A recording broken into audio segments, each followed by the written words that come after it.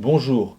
Un problème qui se déroule dans un cube et qui sera l'occasion d'appliquer les méthodes déjà présentées et de revoir les vieilles formules de collège d'air et de volume.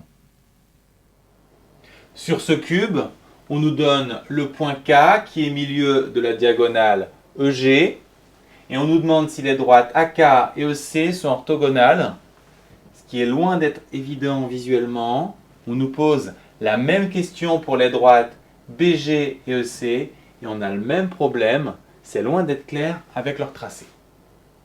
Pour s'en sortir ici, le plus efficace est de travailler avec des coordonnées et pour cela il nous faut un repère. On va travailler dans le repère D, DA, DC, DH et il nous faut les coordonnées des 6 points clés du problème A, B, C, E, G et K. Et une fois qu'on aura les coordonnées de ces points, on pourra oublier le visuel des droites. Pour obtenir les coordonnées de A, on part du point D, on se déplace uniquement suivant DA, donc 1, 0, 0. Pour obtenir les coordonnées de B, 1, 1, 0. Pour C, 0, 1, 0. Pour E, 1, 0, 1. Pour G, 0, 1, 1. Et enfin pour K, 1 demi, 1 demi, 1. Si vous avez des difficultés à obtenir le point K par lecture, rappelez-vous, c'est le milieu de EG, donc il peut s'obtenir avec les coordonnées de E et G. Pour savoir si les droites AK et EC sont orthogonales, on va s'intéresser à leur vecteur directeur. On va tout simplement prendre le vecteur AK et le vecteur EC.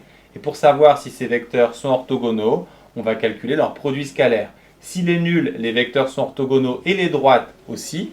Et si le produit scalaire est différent de 0, on n'a pas d'orthogonalité. Il nous faut les coordonnées du vecteur AK. Pour ça, on va faire les coordonnées de K moins les coordonnées de A. Puis ensuite, même chose pour les coordonnées du vecteur EC.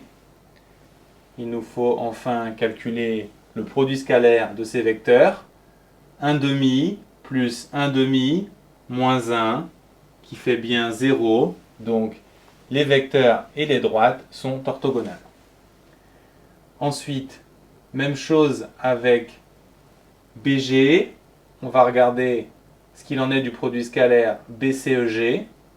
On obtient 1, 0, moins 1, 1 moins 1, 0.